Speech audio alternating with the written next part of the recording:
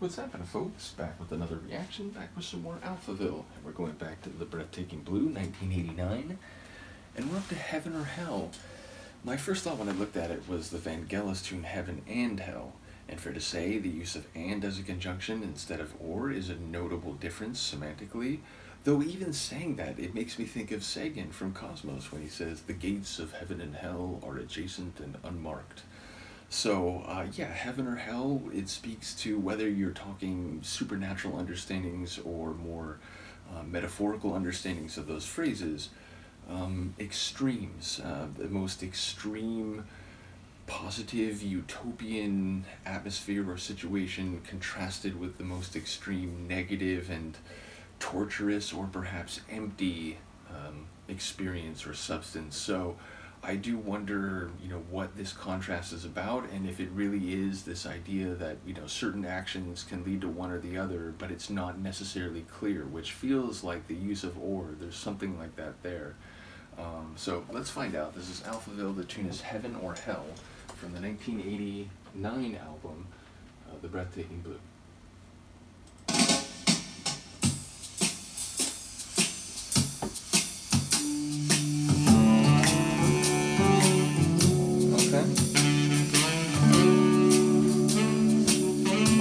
Friend saxophone is to play a role.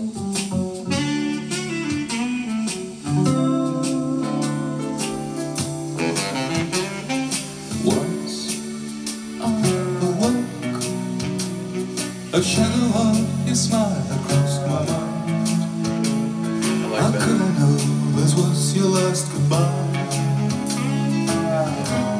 But slipping through the windmill sun, you never understand when she's talking to you, little boy. Ooh, you never understand when she's talking to you. She's too far away. Is it heaven or hell? We're drifting in the wake of our dreams, and the world is a cloud of crowds. And no one can tell, is it real? Is it really interesting lyrics in this sonic setting? Oh, once I cried whenever I awoke without you, a stranger in the thunder of the dark. I'm praying to the sun to shine tonight. You never understand when she's talking to you. Waiting for the sun to shine. What was the end of that? You never understand when she's talking to you. She's too far away. And the distance, Is it heaven or emotional, temporal, we're or drifting in the literal. wake of our dreams, That's a good line too. and the world is a cloud of crowds, and no one can tell. Is it heaven or hell? We're drifting in the wake of our dreams, and the world is a cloud of crowds, and no one can tell. Is it real?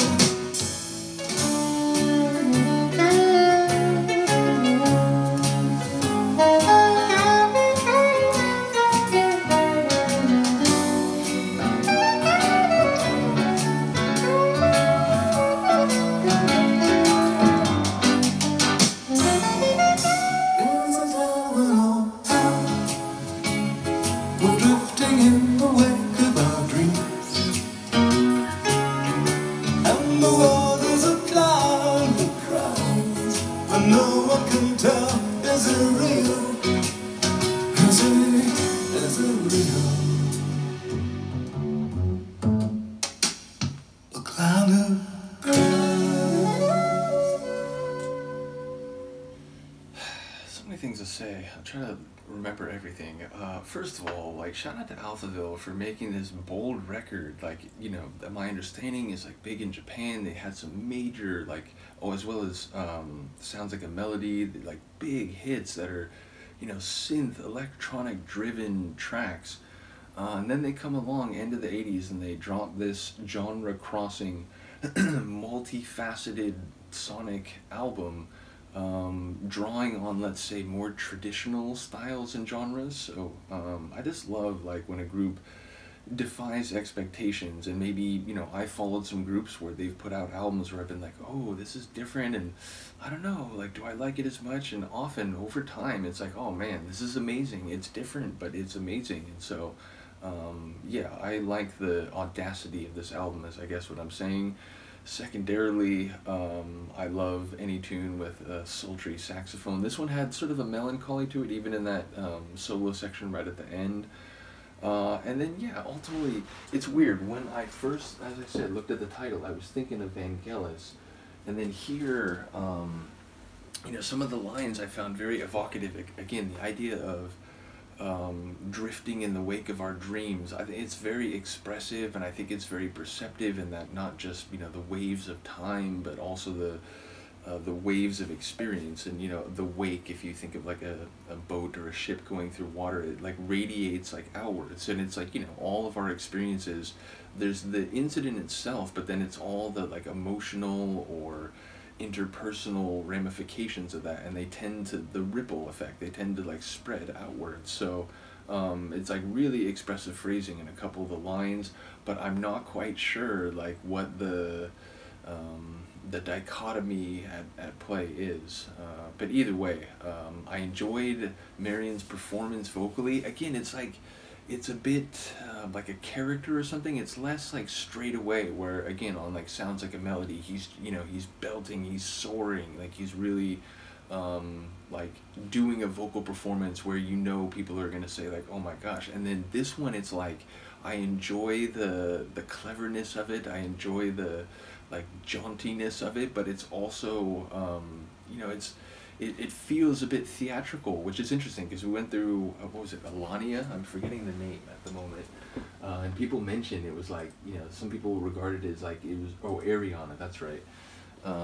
But that it like was a vehicle to like display like a way that Marion could sing. So yeah, enjoying hearing his different vocal flavors. And, you know, just once more, it's crazy to me that a group that's been very successful in a certain idiom, I love that, you know, they don't get stuck or like trapped in just making music of that style.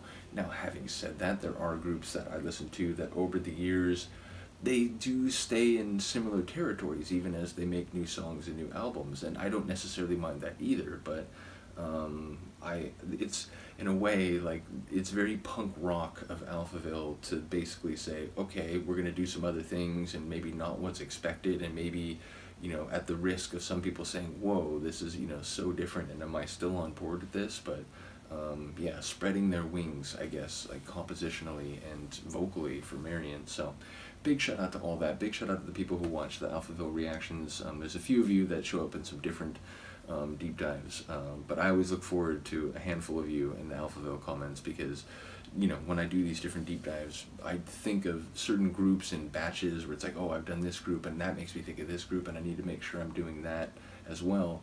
But I do also think of, you know, the most vocal commenters, as well as occasionally some like really notable comments, even if it wasn't from someone who always comments. But yeah, I do look forward to the Alphaville reactions in particular, because it's a very eager and responsive group of folks following it. So anyway, I'll stop talking, but do let me know what you think of the track. I will see you next time. Peace.